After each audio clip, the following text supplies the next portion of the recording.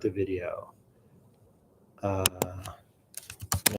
just starting now. Okay. Yes, Zep 8624. Let us know if you can see. Okay. We have a new video set up. Hopefully it's working. And for all of those joining IRL, welcome. Yeah. The other day I was talking with, the founder of the organization that I work for was talking with the founder of LinkedIn, and they were talking about what a ridiculous term IRL actually is, right? Like just the fact that we need to separate the digital from what happens face to face, that's bad enough. But the fact that we think that somehow this is not real life, right? And I think it's actually quite Buddhist, right? That everything is real life. What you are experiencing right now, that is real life. What happened 10 minutes ago, that's not IRL. What happens 20 minutes from now, that is also not IRL, right? The only thing that is really IRL is this moment. So with that in mind, welcome everybody. So my name is Michael. I've been practicing Buddhism for over 2 decades. I've been lucky enough to study in a lot of different monasteries around the world, some of them Tibetan Buddhist. I got the opportunity to go study traditional Buddhist art. Welcome. Thangka paintings, these Thangka literally means in Tibetan that which could be rolled up. And so, yeah, I've spent a lot of time with these practices, feel very, very fortunate. But as we'll talk about later, I am not a guru, I'm not a teacher, I'm just a student like you who's learning to practice. So, show of hands, who has practiced Tonglen before? I know 1, 2, okay. How many of you have practiced meditation before? Okay, cool. How many of you meditate, let's say, more than 3 times a week?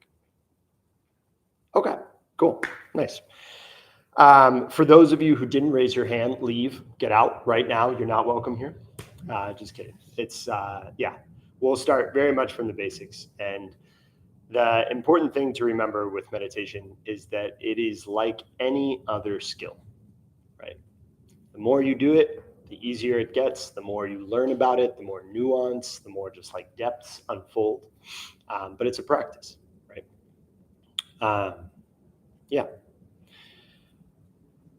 So today we're going to talk about Tonglen, which literally means giving and receiving. And it comes from a Tibetan text called the Lam Rim, which literally means mind training. Right? And the idea is that these are sort of like spiritual push-ups, right? They're a way of us orienting our mind or training our mind to think in a slightly different way, to react in a slightly different way. Does anybody here have dogs? Yeah? Okay. I have a dog. I love, he's 6 months old, and training him is a lot of fun. Because basically, as a friend put it the other day, I am trying to sculpt his experience, right? I want him, we've all heard of the like Pavlovian response, right? That you like hold out some meat and the dog just salivates, right? We're not that different. We all have our knee-jerk reactions to things. And what we are trying to do with Lam Rim and this Tonglen practice is orient our mind, train it to do something slightly different, specifically compassion. I'd be interested, what does compassion mean to you all? It's a word we toss around a lot. What does it actually mean?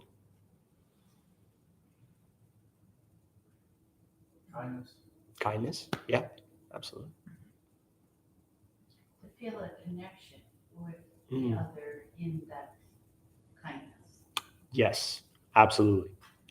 Yeah, I mean, that's the etymology of the word, right?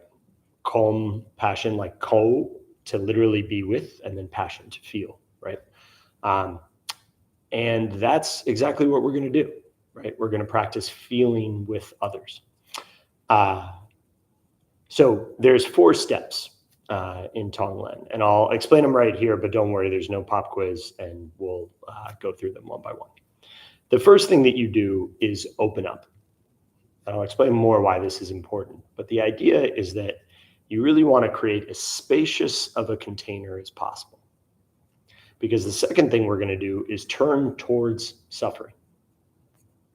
It could be of yourself, it could be of somebody else, it could be of a total stranger, right? And the reason this is difficult is because that's not how we're wired, right? To go back to our knee-jerk responses, right? Most of us see suffering, and what do? Look the other way, pick up your phone and start scrolling. I don't want to feel this, right? We all have our ways of running. But we are going to do something pretty profound, which is we're going to turn towards the suffering, right? And then the third part is we're going to do something really nuts, which is we're going to take on the suffering and we're going to give away our joy. We're going to give away whatever we could to heal the other person, right? Now, most of us have like a hedonistic response to things, right? We want to take on the good stuff and get rid of the bad stuff, right? We're going to flip that. We're going to try and take on the bad stuff and give away the good stuff. The Dalai Lama has a wonderful saying that he says, if you really, really want to be happy, show compassion for other people. Right? If you want to be selfishly, what does he call it? If wise selfishness is practicing compassion for others, right? So, yeah, and then the fourth part is that we expand, right? So we open up, we take on the suffering, we give away the joy, and then we try and let that ripple out. It turns into sort of a cascading effect. Any questions so far? That was a bunch of stuff. Yeah. So you said open up, create a spacious container, and then the second part was turn toward the suffering. Exactly. And the third? The third is to give away the joy. So the second one I should really say is like it's turn towards and take on the suffering, right?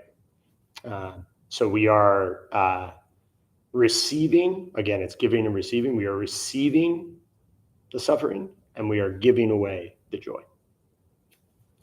Part of the fourth step, to expand out, right? Or to let it sort of ripple. And so we start with one person, and then we might do 2 people, and then we might do 10 people, and then we might do our whole block, right? So expand out. So you could think of, if you want to just put it into one word each, open, receive, give, expand. I'll walk you through each of those. Okay, so we're going to practice the open part first. Anybody ever heard the term bodhicitta? No. You've heard it before. Cool. Nice. I love it back. Nope. 0 chance. Great. So bodhi means great or awakened. And chitta means mind, right? So the first thing that we are going to do is call to mind our innate capacity, our inherent ability. Anybody ever heard of Buddha nature before? Yeah. I think it's one of the really interesting things that drew me to Buddhism, as opposed to some of the other traditions that say you are inherently sinful or you are inherently wrong. Buddhism says you're perfect. You just have to remember that, right? And so that's what we're going to do. We're going to turn towards this bodhicitta, this Buddha nature, which is inherently spacious. It's open, right? One of my teachers loves to say, don't judge the vastness of the sky by looking through a straw, right? Our mind, your mind is so big. There's enough space for all of it, but we get very limited. We think, oh, but I'm not enough and I suck and I'm only this big. Right? We all do it. So first, what we're going to do is practice a meditation where we're just going to open up. And I want you to just practice opening your awareness as much as you possibly can. So let's find a comfortable posture. I'll give some instructions on posture. If you want to do it in a super traditional way, there's It's called the 7 points of Vajrayana. Basically, you want your legs crossed. You want your knees on the ground. If you're in a chair, don't worry about these first pieces. And I'll also say, as I was saying earlier to Kevin, if you sit in perfect full lotus with a super straight spine, it is not going to get you to enlightenment faster than sitting in a chair. Okay, it can be very, very helpful, and it's a wonderful practice. I do it myself, and sitting in a chair is just great too. Okay, so legs crossed or feet flat on the ground, your knees touching. Next, you're going to have your spine straight. And you really, the most important part with this is that you don't want it to be stressful, right? We're not trying to like, no sticks up the butt, right? We are just very relaxed. I like to think of it as if you had a stack of coins for a spine, right? And we're just stacking up the coins, finding an alignment with gravity. So right now, you might even just like rock a little bit back and forth, side to side, just real subtle. And just kind of find where that natural balance with gravity is. You might even imagine a little string on top of your head gently lifting up. Next thing, shoulders relaxed. And this one took me a little while to understand, but you actually want to tuck your chin slightly under. And the reason is because it curves out that last part of your spine, right? If we do like this, it's automatically going to pull us forward. So we gently tuck our chin in, and that just helps us keep that spine straight. Tongue is on the roof of your mouth or just behind your teeth. Eyes can be gently closed or can be halfway open. If they're open, just let your gaze settle on something a few feet in front of you.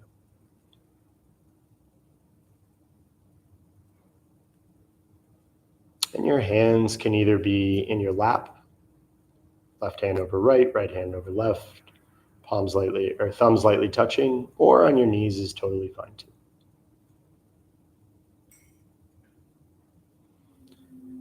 I invite you to just start paying attention to your breathing.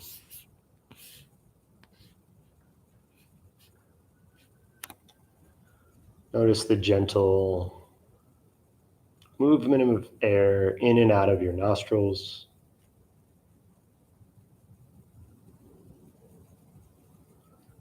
Maybe the expansion and contraction of your chest.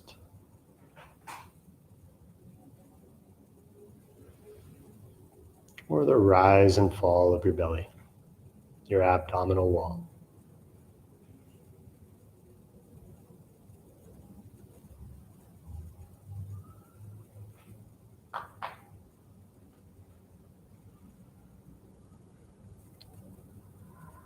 Just paying attention to the natural breath here. If it's shallow, let it be shallow. If it's deep, let it be deep.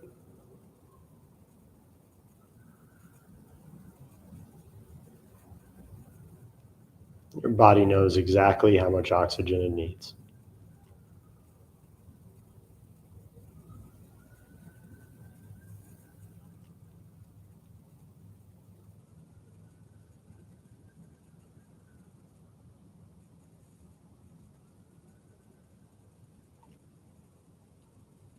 If the mind wanders off, as it tends to do, it's totally fine.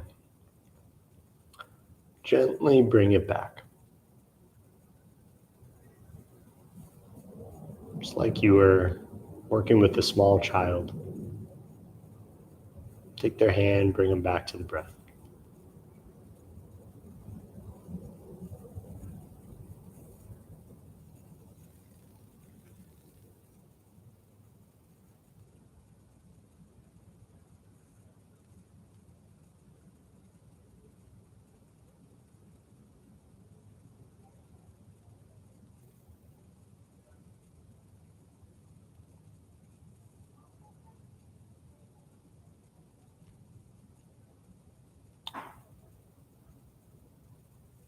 And now I'm going to have you visualize the most open, expansive scene that comes to your mind. Maybe it's a vast sky. or the ocean. Maybe it's a beautiful meadow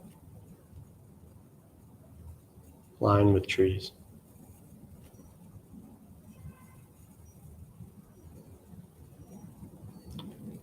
Maybe it's outer space.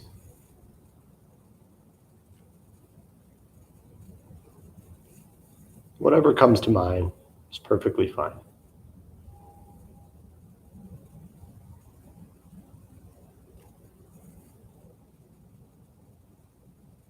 I want you to see if you can connect to this feeling of open spaciousness.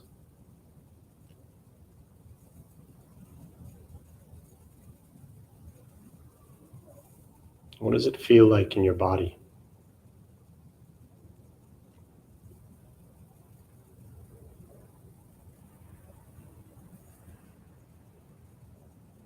What does it feel like in your mind?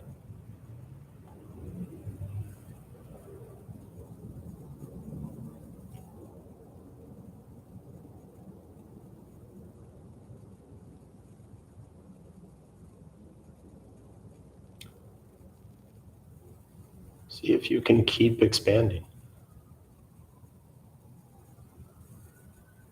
Wherever the edge is, what's beyond that?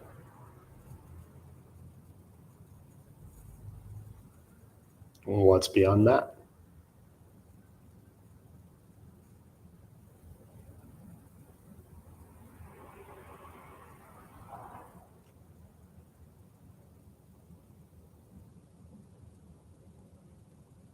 Again, whatever sounds or thoughts, bodily sensations, whatever feelings you're having, remind yourself that they're happening in this broad spaciousness.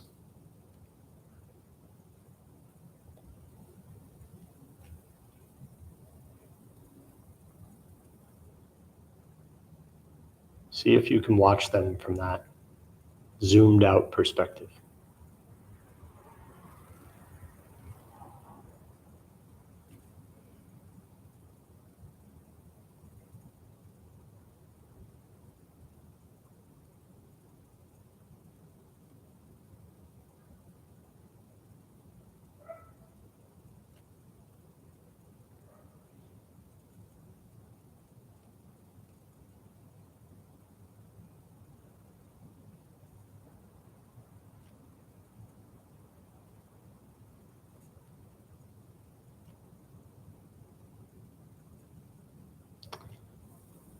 In the final moments here, I want you to drop the meditation entirely and just notice how you feel.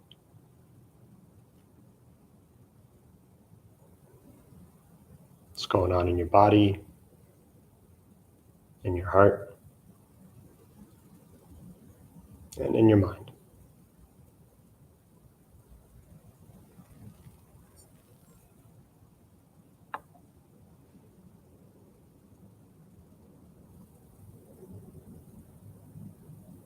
And in a moment, I'll ring the bell 3 times to bring us back. I want, when you open your eyes, to see if you can reconnect with that feeling of spaciousness.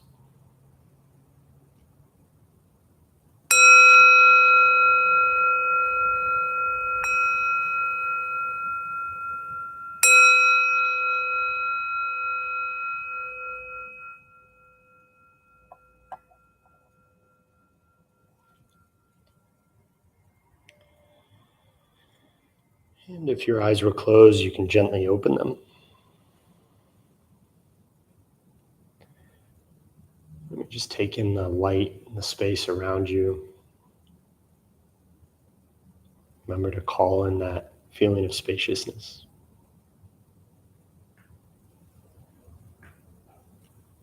Sometimes I like to think what's happening on the edges of my arms and just beyond that.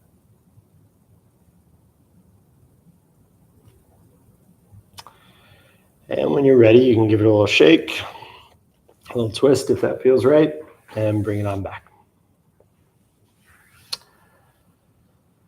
So I think one of the best ways to learn meditation is to talk about your experience and listen to other people's experience. So when people share, I strongly encourage you to think about what that would be like for yourself. It might feel like, oh yeah, I definitely know that. And sometimes people say stuff that you're like, I have no idea what that's like, but try to imagine, right? It's helpful. So how was that for folks? Imagining spaciousness. What did that feel like? It was comforting when I could find it. Mm. But I also found myself, and I always find myself holding my breath when I'm trying to visualize. Sure. So hard. Yeah. In my mind. Sure. To accomplish the visualization, and that I find myself holding my breath. Well, I'm really glad that you're noticing. Yeah, that's very important. Visualizations come easy for some people and not so easy for others. And that's totally okay, right? I would imagine that if I asked every person in this room, how do you experience your thoughts? We would all have different examples, right? Some might say words, some might say images, some might say smells. Humans are very, very different. So that's totally okay. And I hope that you are treating yourself gently. Anybody else? What was it like to connect with the sense of spaciousness or openness?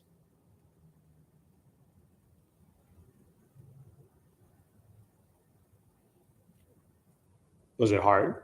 You feel like you couldn't really do it? Yeah. I mean, I can hold an image of space, but it doesn't really inspire me to feel. Cool. Yeah, I appreciate you saying that. I think for some people, images can be really helpful. But for others, it might be more of a feeling. Is there anything that makes you feel open? Can you imagine a time where you felt open? I guess when I'm most at peace, Mm-hmm. I'm most open. Mm-hmm. So I try to picture a place where I was most at peace. Mm-hmm. But I don't know, just I guess the feeling of openness, I'm sure it's so many different feelings that I don't know if I've ever been able to label it as openness before. Sure. Cool. Well, challenge for this week. See if you find openness anywhere. Yeah. Cool. Anybody else? Yeah, I felt, I became very aware of how I felt separate from that openness. Mm-hmm. There was this, I could see the ocean and Sure. the broadness of the ocean, but I felt tight. Like your body felt tight, but you were noticing the openness in front of you. I did, so I felt separate from it. That felt open, but I didn't. Yeah. That's a very common experience. Often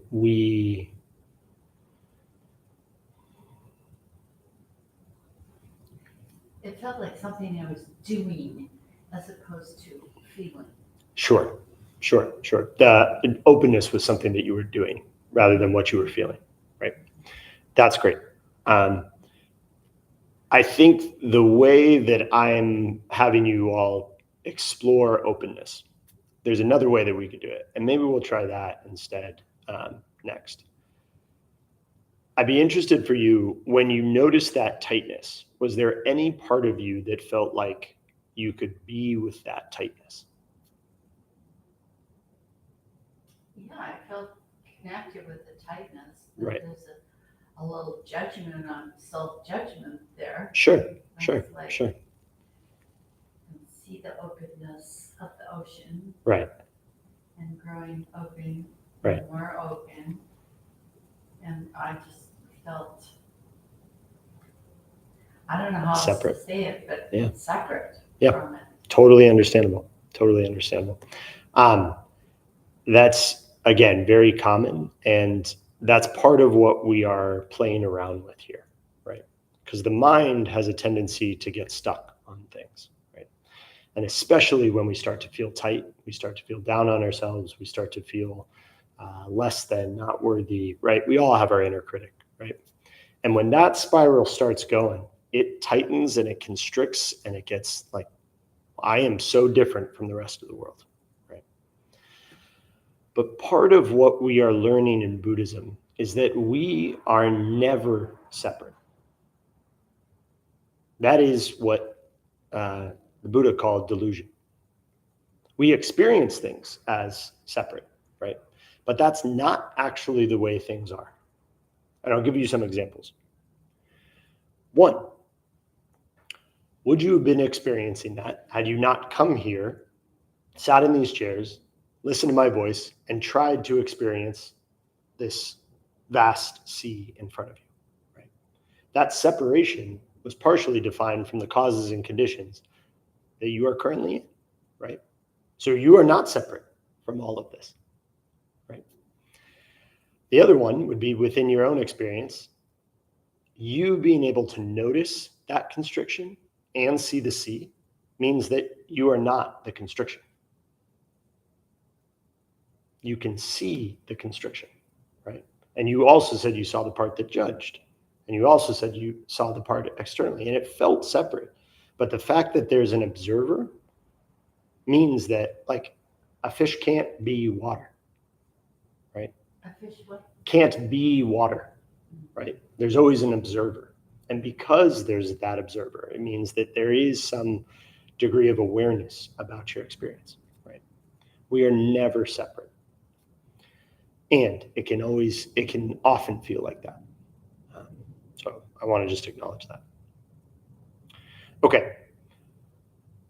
So what I want to do now is, I think it would be helpful to try and practice Tonglen first with ourselves. Often it's taught that you bring somebody who's very difficult, somebody who's easy to love in front of you, right?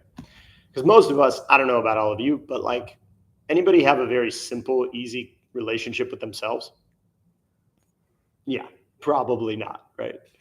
Most of us have pretty like complex relationships with ourselves. That being said, one of my teachers says, in order to be able to show love to others, you first have to be able to show love to yourself, right? So what we're going to do right now is practice giving and receiving love to ourselves. A couple of things about this. As you are engaging with yourself and you notice some judgmental mind, right? That says, I'm not doing this right, or I should feel different, or I should feel better, or I don't know if I'm doing this. That is also just a voice. That's it. It's like one of these sirens that we hear outside. It's not, I mean, it's real in the sense that you're experiencing it right now, but it's also totally just like the sirens you hear outside going to pass in a second, right? So try and just be gentle with yourself. When you notice those judgments come up, just remind yourself, okay, here's a siren. Great, I hear you, whatever. I'm going to come back to what I'm focusing on.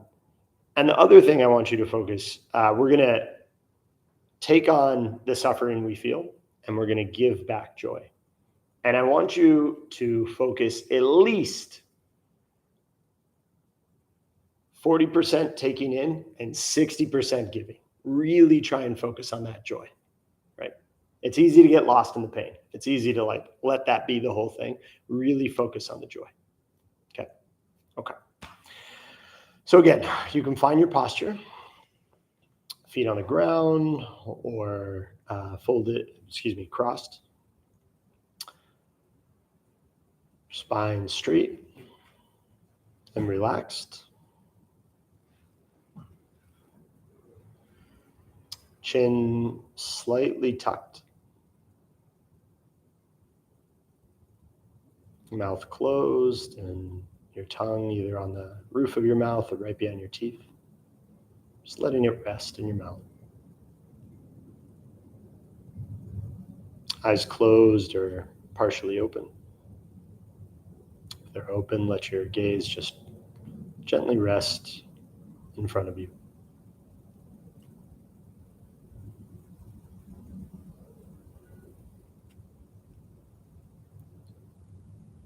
And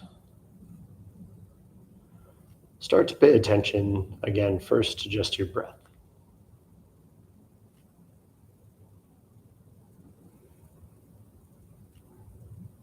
On that natural giving and receiving that happens with every exhale and every inhale.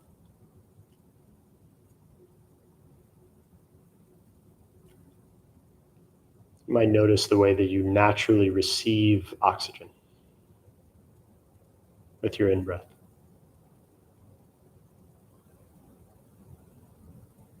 Really receiving that breath. And then with the out-breath, how you naturally give away. Sending CO2 back out into the world.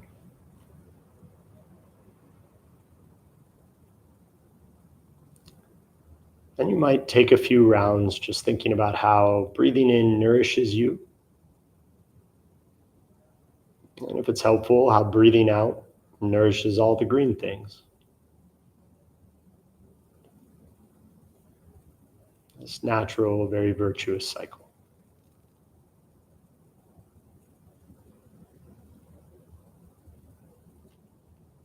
Breathing in, receiving the nourishment. Breathing out, giving away nourishment. Back to the trees, the grass, all the green stuff.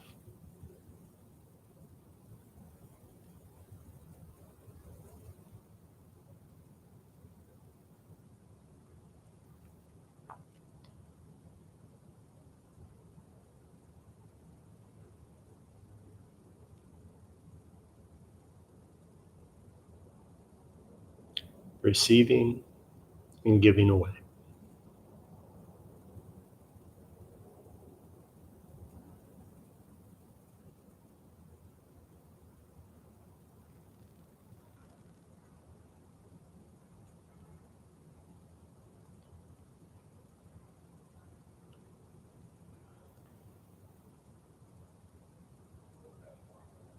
Now I want you to turn your attention inward to yourself.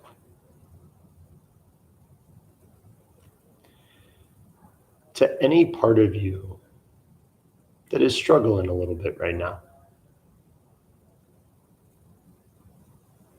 Maybe it's a lot of it. Any part of you that feels small, tense, or tight.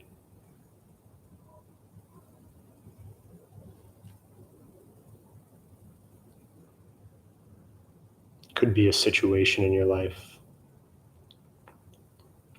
Could be a physical sensation you're experiencing right now.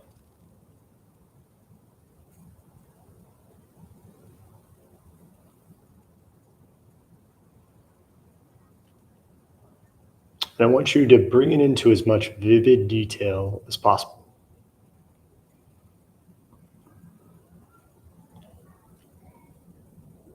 If it's helpful, you can imagine yourself experiencing this in front of you.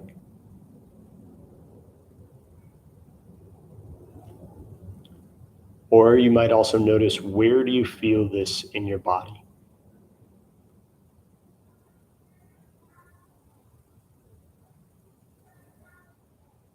Was it a constriction in your throat or a tightness in your chest? However you feel it, see if you can bring that into detail.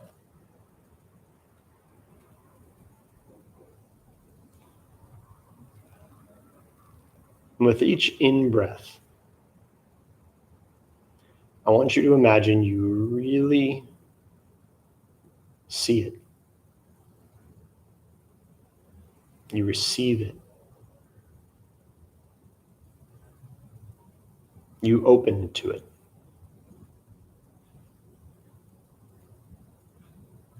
I'm sure we've all had that friend before who's just totally there for us when we needed it, could really listen. And that's what we're doing with our in-breath. Noticing it, hearing it, being there for it. And on your out breath, I want you to nourish it. I invite you to send it any sort of joy, ease, relaxation, sense of okayness. Whatever it needs, whatever you need.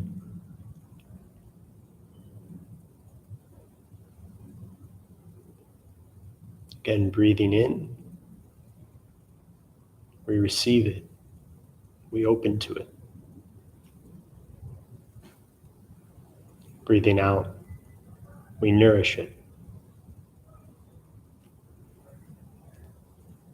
Send it a sense of joy, peace, ease.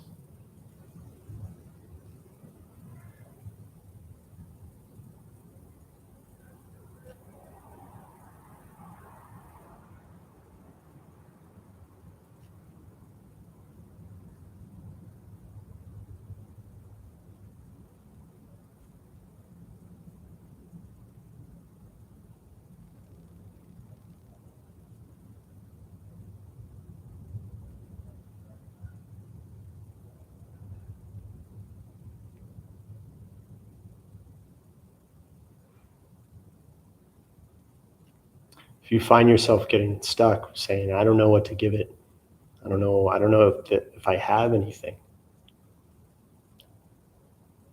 Think of someone you really trust, someone you admire. And what would they do?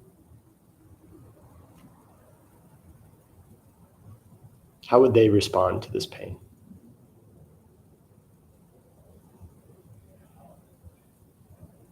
Give yourself that.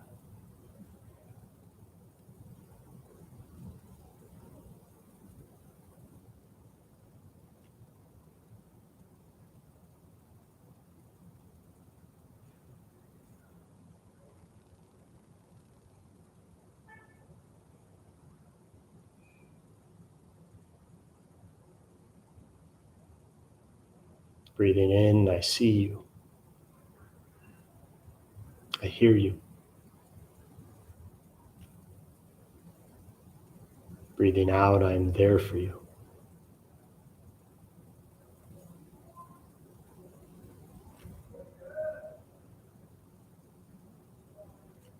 May you be happy.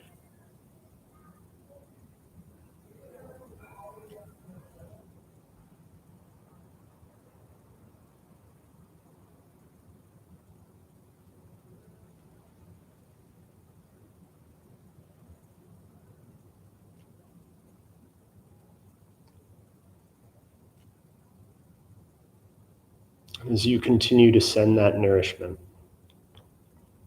if there's any release you feel, any sense of okayness or joy, I want you to stoke that like bellows of a fire. Really feel into that feeling. See if you can let it snowball, grow.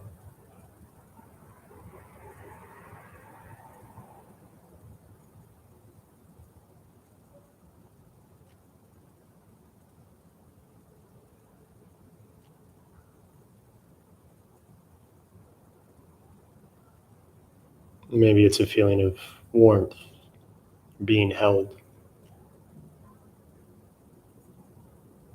being cared for, protected.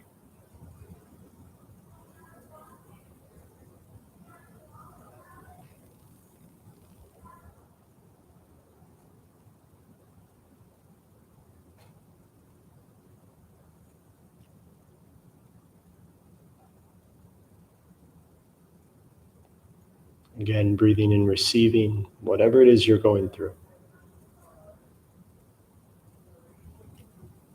Breathing out, nourishing yourself, healing yourself.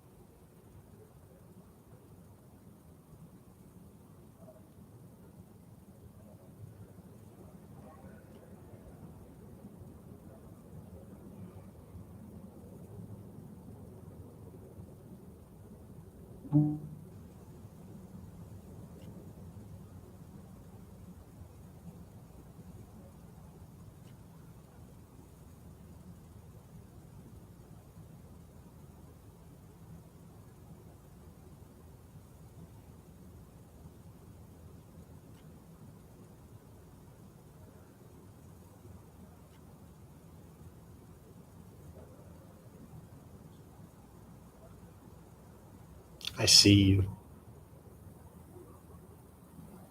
and I am here for you.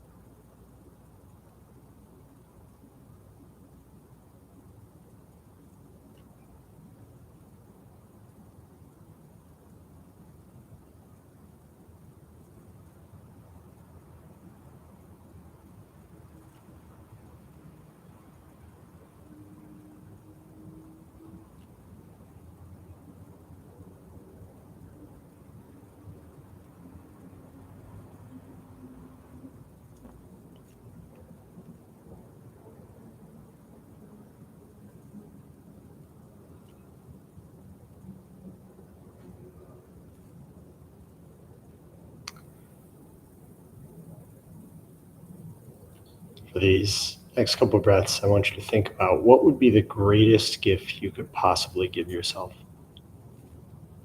you could possibly receive. What would it feel like to have that?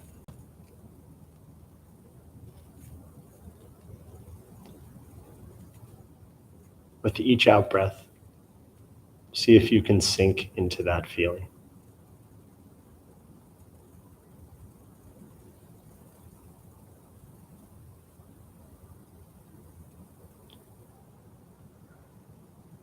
Imagine yourself receiving that gift.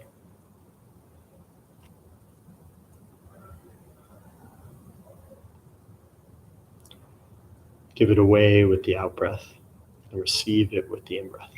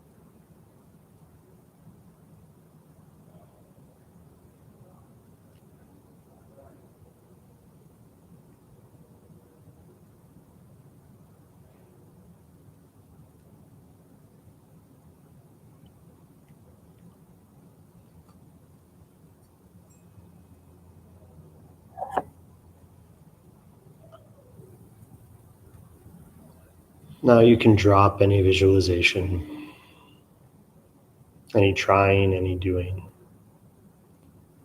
For a few breaths, allow yourself to simply be.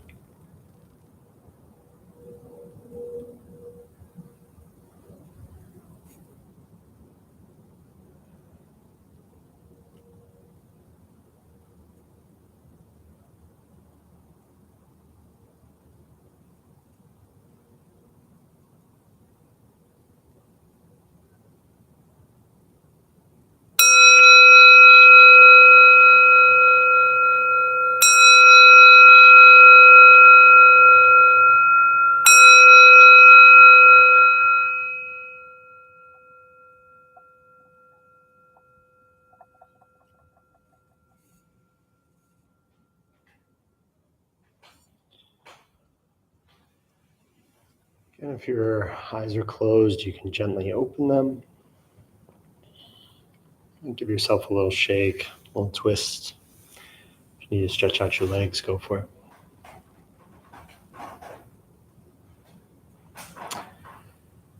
And again, I'm curious, what came up?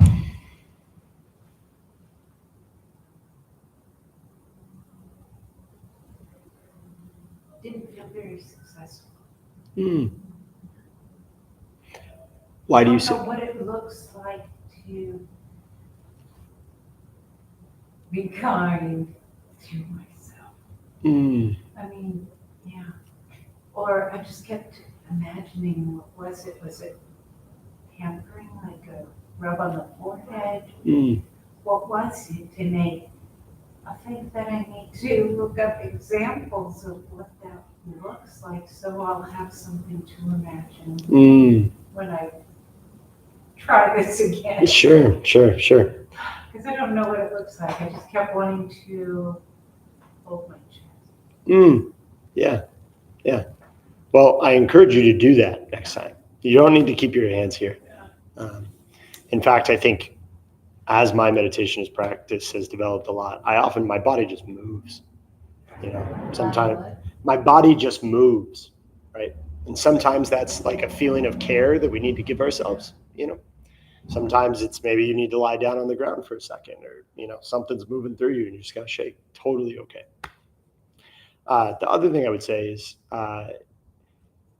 if you can call to mind a time where you felt really loved or cared for, maybe not from yourself, but maybe it was from a parent or a partner or a teacher or an amazing movie you watched, I don't know, something that made you feel like that. Bring that feeling to mind and give that to yourself. Anybody else? I find it really hard to hear you when you get, I love the tone and the quiet when you get really quiet, but then I can't hear what okay, I have no idea what is the direction. Thank you for that. Yes. And it's I feel like, from what I guess I understand, is envision this on the inhale, envision something very loving to self. I don't quite get it, I guess. Sure. And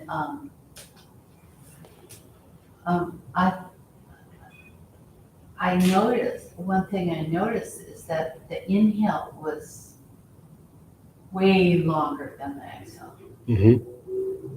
So could you clarify what the inhale is for and what the exhale is for? Sure.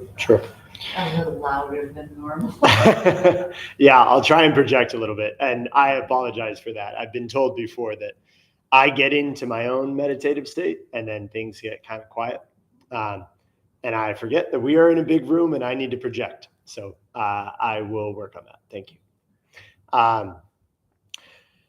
So there's a couple of ways that you can think about the inhale. One, especially when you're practicing with yourself, it can be receiving that pain that you're going through, right? And that can mean a lot of different things. It could be getting more intimate with it, sort of like seeing it clearly, understanding the complexities of it, really getting close to it. And then the exhale is giving yourself nourishment. And I've noticed that for a lot of people, you get stuck there. It just becomes all about the pain, and it gets really hard to do the other side of it. And so what I'm learning more and more, again, teaching this class, is that actually that's what we need to focus on, is that second part. The pain comes easy. We all have pain. It's all there. Most of us, it's sometimes too much there. So what I was trying to do with the last part with the gift is to imagine yourself with the inhale receiving that gift, right? So the pain is there, fine. Can you, just like you breathe in, receive that gift? And so as I was describing before, it could be something like, I'll give you an example for myself. When I feel really small, for whatever reason, right? There's all these stories telling me I'm small. One of the things that I call to mind is a great mentor of mine once gave me one of the best bear hugs I've ever had in my life, right? Maybe you've experienced something similar where you are just so held by this person and it feels like a Mack truck could hit you and it would be fine, right? They are just totally holding you, protecting you. I try and envision or call to mind what it felt like to be held like that, right? And that invokes a certain feeling in me, right? It creates a sort of warmth in my chest. It creates this feeling of like coziness or okayness, right? And so what I was saying was breathe in to that feeling. Really imagine yourself receiving that feeling, right? And on the out breath, give that feeling to yourself again, right? As if you were standing on the outside and you were like, oh yeah, give him another hug, give him another hug, give him another hug, right? And with your in-breath, you're going, oh, thanks, another hug. Oh, thanks, another hug, right? And it's just, it can become this really virtuous cycle, right? Where with the in-breath, you're receiving it. With the out-breath, you're sort of amplifying and saying yes, more, and yes, and yes, and yes, right? Does that make any sense?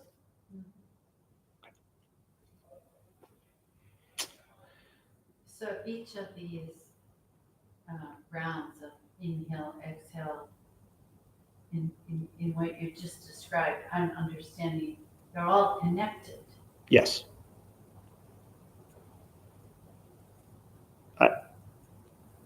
Is that confusing? And yeah, I don't know what's going on here, but so I'm inhaling this great hug feeling. Yeah. And then I'm exhaling it to myself again. And then I'm inhaling it again to myself. I mean, it's a conscious connected. Exactly. Like waves. Yeah, exactly. I mean, I'm not feeling it yet, but the imagery right now. You can understand it, right? Yeah, right. I'm understanding and right. trying to think. Right. You could think of a wave. You could just think of like as if it was this sort of like ball of light, right? And it's as you're breathing in, you're feeling it. And then as soon as it's going to go out with your exhale, you breathe it right back in. And then you exhale it out and you sort of bring it back in. And with each one, you try and feel it a little bit more, a little bit more, a little bit more. Does that make sense?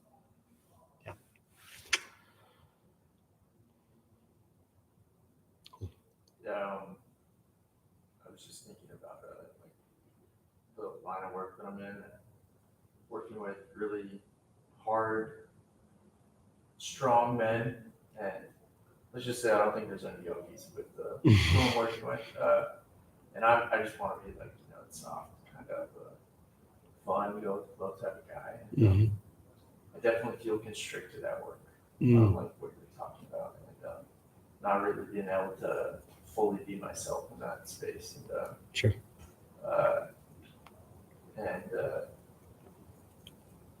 I started to feel that, and like a wave of relaxation started to come in about halfway through the meditation, warmth and relaxation. So I just tried to feed those emotions with that warmth and relaxation, because I don't really know what self-love feels like. I've never felt that before. So I was just trying to feed it with the relaxation. And by that point, the back pain that I was talking about earlier, like I was like, oh yeah, it's actually not that bad.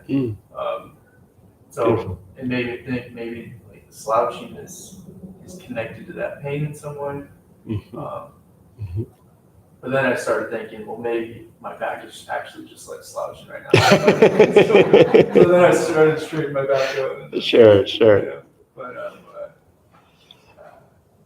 yeah, obviously the negative emotions are definitely there. Those are easy to feel, but replacing them with the joy is going to be a challenge. I can see it, if you practice it over and over again, and pretty soon, like even just a meditation practice, I was really loud up there originally when I started practicing, and now I can get pretty quiet. Maybe it'll be the same with this joy practice. Like I can start to feel that joy more easier or more fluidly than feeling pain. Totally. Yeah. Thank you so much for that. Beautiful, beautiful description. And I know exactly what that's like, to be surrounded by a bunch of seemingly hard men and feel like you can't be your soft self. So I just bow to you in your continuing to, as crusty as you may need to be on the outside, maintain that tenderness inside you. I think a lot of us have difficulty connecting with self-love. There are some people who it comes easy to. And for most of us, it just doesn't, right? We just have like a lot of reasons that we give ourselves externally to not do that. And what I find in working with a lot of people is that often when joy comes, there's some voice, at some point you internalize the thought, I don't deserve this, right? I'm enjoying this, but like this belongs to somebody else, right? We love giving joy to other people. I'm sure that you can imagine like a time where it was very easy to give love to somebody else. Maybe it was a small child, maybe it was a partner, maybe it was a friend, sibling, something, right? It's so easy to give that love, but to receive it, and especially to receive it from ourselves, that's out of this world, right? So first, I just want to normalize that. Most people, especially in American context, feel like that. Yeah, it's so funny. Like teaching Tonglen, again, this Tibetan practice, I'm learning so much from this class about there's really so much work to be done on just learning to love ourselves. So we're, I think, coming up on time here, but something. Thank God, because I didn't want to do that again.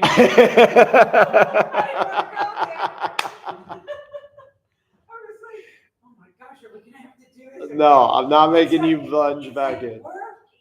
Yeah. Yeah, it is. Again, these are spiritual push-ups, and that doesn't mean that they're easy, right?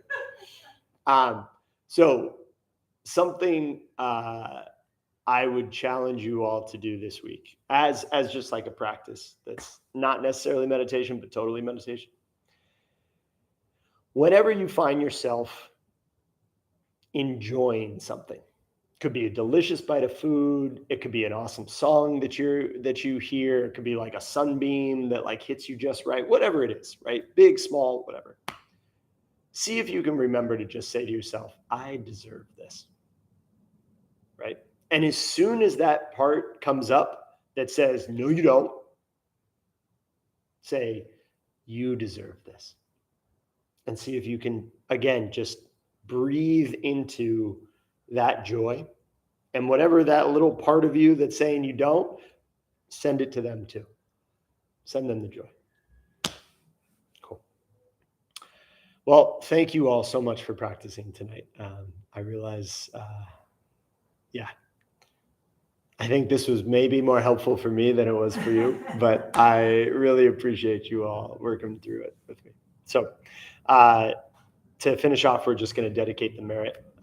If you feel comfortable, you can put your palms together, close your eyes, or gently rest your gaze in front. And may the benefit of what we practice tonight go out to all sentient beings. May all sentient beings be free from suffering and causes of suffering. May they never be separated from the awareness that is completely devoid of suffering. And may they rest in boundless equanimity. And may we all learn to love ourselves.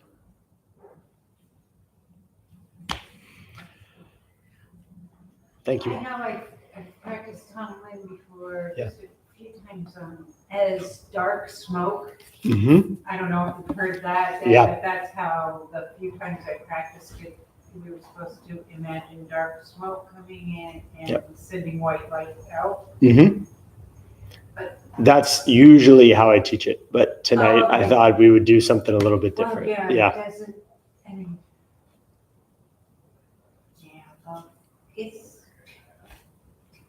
It's hard to do. Yeah. And sometimes with the black smoke, I've had people in this class say, well, I felt like I was suffocating. And it's the same problem, right? It's the same of like too identified with the suffering and like it's hard to give away the light. So we're just going to work more on the light. Okay. These announcements, I'm going to just say really quick. They always close them out here at the temple. We opened Dharmabumtemple 18 years ago to introduce Buddhist practice to those who show up. Those who lead are not nuns, monks, gurus, masters, or teachers, and are not looking for students. They are simply practitioners sharing their interpretation of the practice. Every night, we have different classes led by different people from various Buddhist traditions. We have a recovery sangha that meets several times a week for anyone with addiction, and our food distribution program meets every Thursday at 4:30 p.m. We have classes and programs every day, and everything we offer is always free. The full schedule is on our website and also posted on the entryway above the shoe rack. We have a lending library. If you see a book you like, feel free to borrow it and then bring it back. Please straighten your seat cushion before you head out. And if a few people could stay to help us latch the windows, that would be super helpful. Thank you again for being here, and we wish you well and hope to see you again. Thanks.